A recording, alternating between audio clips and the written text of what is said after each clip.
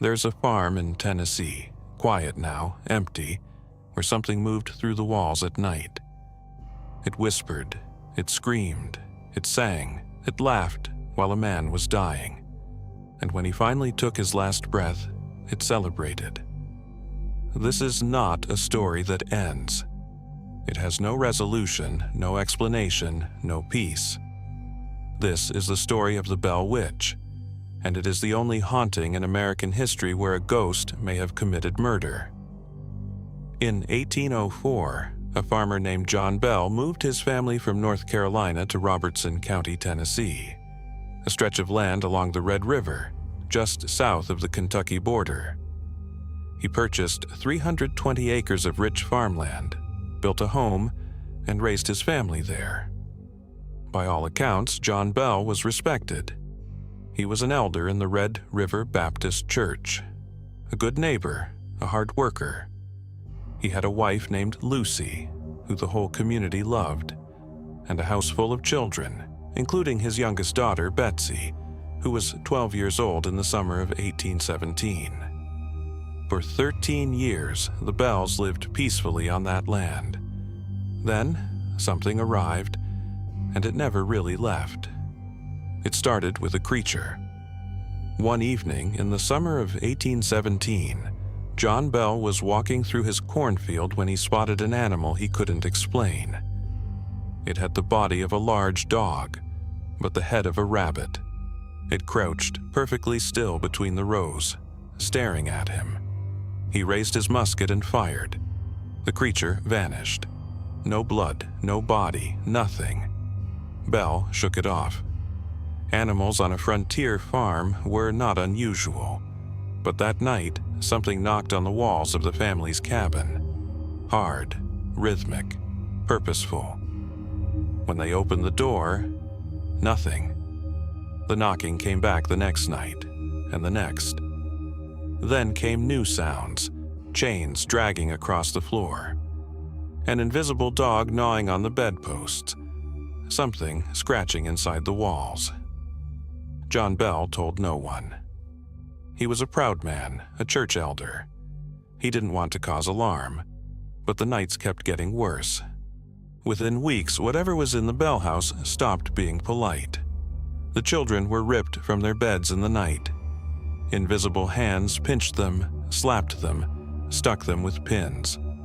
But it was Betsy, 12-year-old Betsy Bell, who got the worst of it. Night after night, she was slapped so hard her face turned red.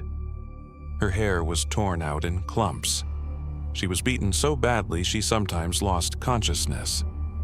And John, it despised John.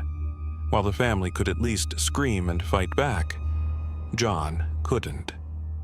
The entity began attacking his face. A creeping paralysis that locked his jaw made it impossible to speak. He would sit at the dinner table, unable to eat, while something nobody could see tormented him in silence. John Bell finally broke down and told his neighbor, James Johnston. Johnston came to stay the night. He was awakened before dawn by the same sounds, the same violence. The sheets ripped off his bed, the slapping, the chains. In the morning, Johnston said it plainly. "It's a spirit, John, just like in the Bible." Word spread through the community, and visitors started coming from miles around, not to help, but to witness. Then it found its voice. At first, it was barely a whisper, a dry, rasping sound from no particular direction.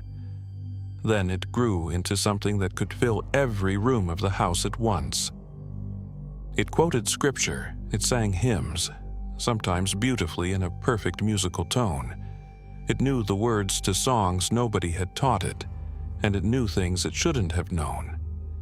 Conversations held miles away, secrets, names, private sins. When visitors came, it performed for them. It laughed. It argued theology. It insulted men to their faces. It was charming and then terrifying within the same breath. Even Andrew Jackson came to investigate. He was a general at the time, fearless, famous for it. He and his men spent one night at the Bell farm, one night.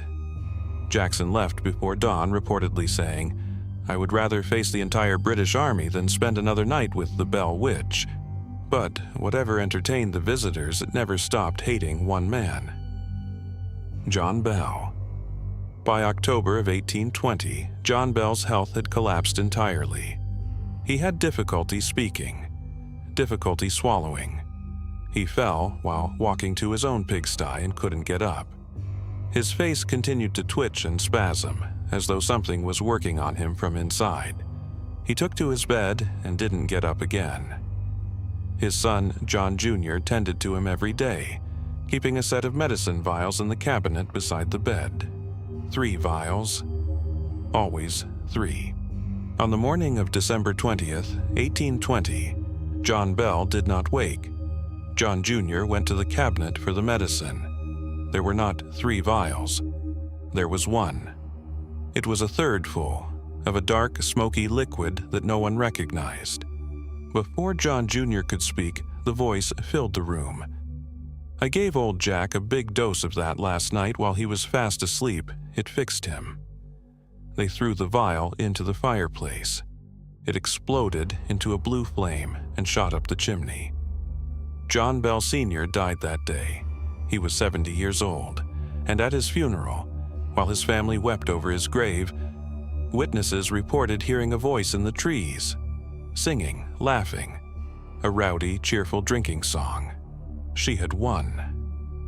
After John Bell's death, the haunting faded, as suddenly and mysteriously as it had begun.